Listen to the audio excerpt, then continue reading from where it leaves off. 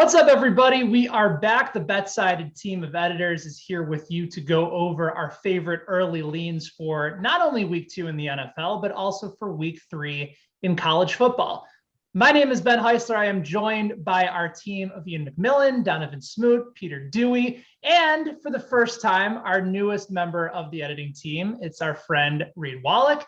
And so here's how this all works. We're going to go around the horn. We're going to give our favorite lean starting with NFL, whether it be against the spread. It could be a money line play where you pick the team straight up, or it could be on the total. So if you like stuff like this, if you enjoy the sort of back and forth banter where we have a lot of fun in the process, please make sure that you subscribe over on our channel.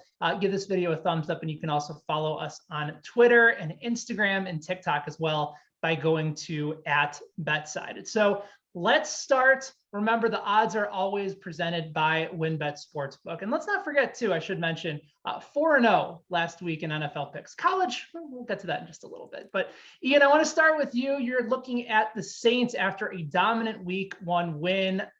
Technically, they were at home, but it was still in Jacksonville. They beat up on the Packers. Right now, the Saints on the road, 3.5-point favorites against the Carolina Panthers. Total in that game is listed at 44. We got a pair of two 1-0 teams in the NFC South. So which one are you leaning in this direction? Yeah, I'm going to back the Saints. In my opinion, this is the easiest bet of the week. I mean, this offseason, man, nobody was really talking about the Saints defense. Everyone was talking about the Rams defense, the Ravens defense, the Steelers defense.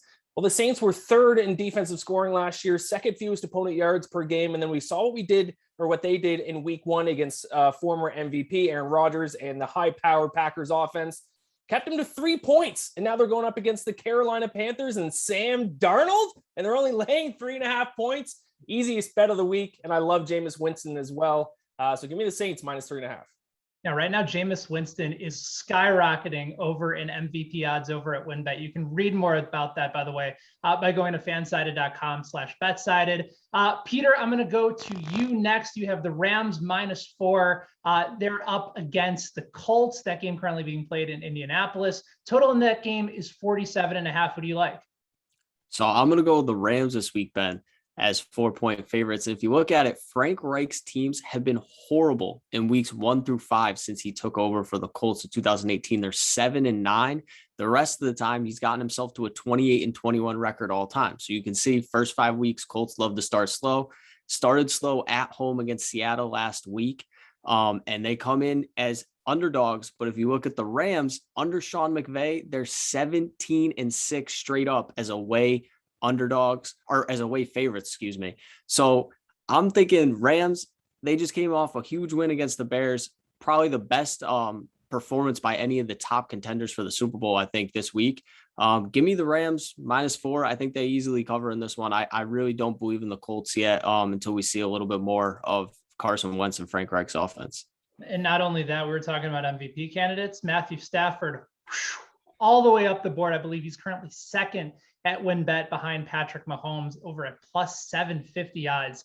So a substantial jump. I think he was +1,500 to start the season in his first year over for Los Angeles. Donovan, I'm going to go to you next. You have the Bills at 3-point favorites. They are on the road despite their 0-1 record, losing outright to the Steelers at home last week. Bills -3 at Miami with a total of 48 in that game. And it sounds like you are ready to back Buffalo to get back off the schneid. Of course I am. Listen, first of all, Buffalo, you guys disappointed me. You made me lose my my Survivor pick week 1. I'm already out, but I'm putting my trust back in you guys, back in the Bills. I just think that, look, I don't think they're gonna go 0-2. You see the way that Tua was playing. I don't think that he looked great. Also, the Dolphins put up less than 20 points, and the Bills put up 13 in their loss against the Steelers. If you're asking me what's going to happen again, I'm very, very confident that the Bills are going to score more than 13 points. And so I'm going to take them as 3-point favorites. Yeah, interesting call on Buffalo. Remember, Miami probably was going to lose that game if not for that Damian Harris fumble in the red zone for New England. Patriots have normally been so good at home in the month of September. Let that one slip away. Reed, I'm going to go to you. We got an intriguing game between two MVP caliber quarterbacks and Dak Prescott at the Cowboys and Justin Herbert of the Chargers. Chargers right now 3-point favorites at home against Dallas, even though the Cowboys covered a pretty big spread in that week 1 opener on the road at Tampa Bay. So Dallas back on the road again. Who do you like here? Yeah, 4-0 last week. No pressure on me coming in, trying to keep it going. I like the Chargers, though, 3-point home favorites. I see them being a little undervalued here against Dallas defense that still was not impressed. I think they got in the cover last week against Tampa Bay due to a lot of turnover luck. I don't see that happening here against the Chargers offense. Justin Herbert looked great. Didn't put up a big number on the scoreboard, but 337 yards passing, looked confident down the stretch. I was honestly impressed with the Chargers as a whole. And also new coach Brandon Staley. Last year, if you look back, week 1, he shut down that Dallas offense with Dak Prescott fully healthy, only 17 points on Sunday Night Football. Yes, this Chargers defense isn't exactly like the Rams of last year, but Joey Bosa, Derwin James out there. I like Brandon Staley to draw up a good game plan. I think the Chargers are being undervalued as just 3-point favorites at home. Yeah, I like where your head is at. And if for anybody that checked out the Stacking the Box podcast over on the FanSided Network, I mentioned that I like the under in that game. Total of 55 between the Cowboys and the Chargers. Brandon Staley had the #1 defense last year when he was the coordinator for the LA Rams. I think 55 is a little bit too much, but certainly I am intrigued by the bet on the Chargers side. And then as for my NFL pick, guys, I know it's usually not a strong idea to take a team that's a 10.5-point favorite after losing by about 30 points in week 1, but it's Green Bay at home on Monday Night Football, an opportunity for Aaron Rodgers to shake off some of the doubters after an MVP caliber season. The Lions last year did not win a game when they were double-digit underdogs. This is not going to be the week that they pull it off, even though they backdoor covered in that game against San Francisco. I love this as an opportunity for Green Bay to make a statement. Jeff Okudah, their #3 overall pick from a couple of years ago at starting corner, he's done for a while with an Achilles injury. Green Bay is going to make this game very ugly very quickly. So I like Green Bay to cover the 10.5. Now let's go to college football, finishing off a 2-2 week last week against the spread, bringing our record to 3-5 for the college slate so far, but plenty of time for us to turn it around starting this week. So Ian, I'm going to go once again, kick things off with you. You have a pick that, while I think it's probably a good one, it certainly just brings a little bit of a frown to my face knowing that you're picking against my Indiana Hoosiers. Cincinnati 3.5-point road favorites at Memorial Stadium in Bloomington with a total of just 50 points. Yeah, that's right. I mean, in college football, every single year, I keep rooting for a Cinderella story, one of these non-Power 5 teams to make it in the college football playoff. And if it's going to happen, it's going to happen this year, and it's going to happen with Cincinnati. They got 2 extremely important games, 2 chances to kind of stack their resume to catch the attention of the playoff selection committee. And one of those games is this weekend at Indiana. They're 3.5-point favorites. I like them to cover. First of all, I mean, the game is just going to be a little bit more important for Cincinnati here. I think their goal as well is to make that college football playoff. And they average an astounding 8 yards per carry against Miami, Ohio in week 1. I think they're going to be able to move the ball on the ground against this Indiana defense. And also Indiana quarterback Michael Penix Jr. Penix Jr. 14 of 31 passes in their week 1 game against Iowa. He threw 3 interceptions. I don't think they're going to be able to beat this Cincinnati team unless they get better play at quarterback. So give me the Bearcats -3.5. I always root for your picks to be successful, Ian. I unfortunately can't do that for at least this one pick this week, but regardless, we'll see. Hopefully at least it'll be a close game compared to what we saw from Indiana out of week 1. Peter, let me go to you. BYU, they are underdogs against Arizona State, but they are at home. So an intriguing home dog situation with a total of 51.5. It looks like you're going to be on the Cougars. So why? Yeah. So, I mean, who was the BYU's quarterback last year? Because we forgot all about Zach Wilson. He's gone. Is the Jaron Hall show, and this man has been balling out this year. He's had back-to-back huge games. BYU upset Utah last week. He hasn't thrown an interception all year. He's thrown 5 touchdowns. I'm really loving what I'm seeing from their offense. I think they've kind of changed things from where they had Wilson last year and they were throwing a lot of quick, short passes, really letting him show off his arm. And they've kind of changed to more of a let Jaron Hall kind of do whatever he can, whether it's a read option, running the ball. And then also he's been pretty good throwing the ball, which I don't think a lot of people expected right away this season. Arizona State hasn't played anybody. I know they played UNLV last week. They also played Southern Utah, but they haven't really gotten a matchup against a team that is battle tested. BYU's battle tested. They're at home. They're 22-10 at home since the 2016 season. Give me the Cougars. I'm going to take them. I was going to take them just to cover, but I want them to take the money line plus 150. Why not? I think they win this game. Donovan, I'm going to go to you next. You have Virginia Tech on the road at West Virginia, a former ACC battle.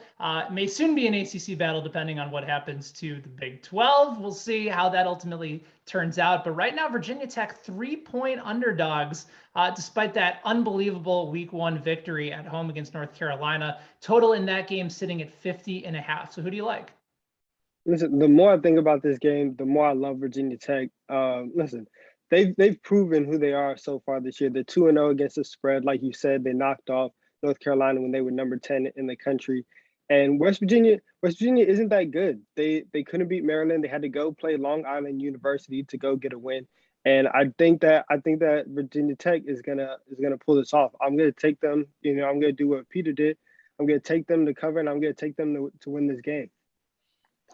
Reed, I'm going to go to you next. We had a little bit of Big Ten SEC action when Penn State is 6-point favorites against Auburn. Total in that game is 53. Penn State off to a nice start so far this year. Auburn trying to figure out their way, but you like the Nittany Lions as favorites in this one. Yeah, I'm going to lay it with Penn State. Really, it's about the defense. We watched Penn State in week 1 go to my home college base, Wisconsin. They went to Madison, held them to 10 points. And dating back to last year, this Penn State team is trending upward. They won their last 4 games, allowed 17 points over those last 4. So again, everything's going up for them. And now you have the famous whiteout game. College game day is going to be there. It's going to be a raucous atmosphere. And you're going against an Auburn team that hasn't played anybody yet. They played Akron and Alabama State, and you're getting Bo Nix on the road, 1-5 in true road games against ranked opponents since taking over as the Auburn starting quarterback. So I think this is a perfect storm for Penn State to really announce themselves. They quietly climbed to number 10, but you're looking at Ohio State losing. Is the Big Ten kind of wide open this year? I think Penn State makes a statement on prime time. At 6 right now, I play this to anything under 7. Like the call as well for Penn State. And then for my college game, I'm going to go with another Big Ten team, but going against them and going with Miami. They're 6.5-point favorites at home against Michigan State. Total in that game is 56.5. I feel like this is a get right spot for Miami because certainly we know what happened in week 1 where they just got trounced by Alabama. Over in the neutral site game in Atlanta. Listen, Alabama just never seems to lose in those neutral site season openers, and Miami just ended up being the victims in this situation by just getting absolutely pummeled in this game. And as for Michigan State, listen, Kenneth Walker's been really, really good, but he had those 4 touchdowns against the Northwestern team that lost a lot of talent from a season ago. That was one of the better teams in the Big Ten. I think this is going to be a much more difficult task. They've looked good in their first 2 games. Miami, conversely, has not looked good at all, barely winning last week against Appalachian State. This is an opportunity to right the ship, get the Hurricanes back in the direction that they need to go. It's a nationally televised game. Remember, this is the number 14 team in the country to start the year. And I like the fact that you can get them for less than a touchdown currently over at WynnBET Sportsbook. So those are our NFL and our college football early leans here for week 3 in college football and week 2 in NFL. And for plenty more content, make sure you guys head over to fansided.com/betsided. Follow us on Twitter, on TikTok, on Instagram at BetSided, and right here on YouTube as well. Make sure you guys subscribe and also give us a thumbs up if you like the video as well. So for the entire BetSided team, thank you so much for watching, and we'll be back again next week with hopefully even more winners.